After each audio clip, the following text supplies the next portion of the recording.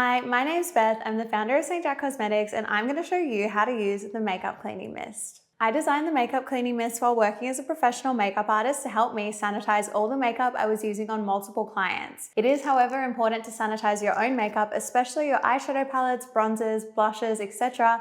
All the things that you use for years and years, let's be honest. To use the Makeup Cleaning Mist, all you need to do is hold the bottle approximately 15 centimeters from the product and spray evenly.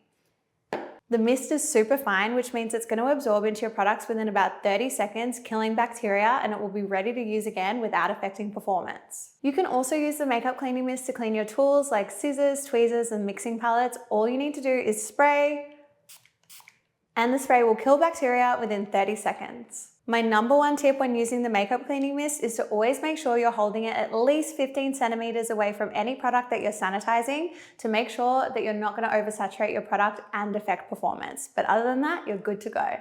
Cool. Right, great. I like that. Perfect, right? Yeah. Okay, that's it.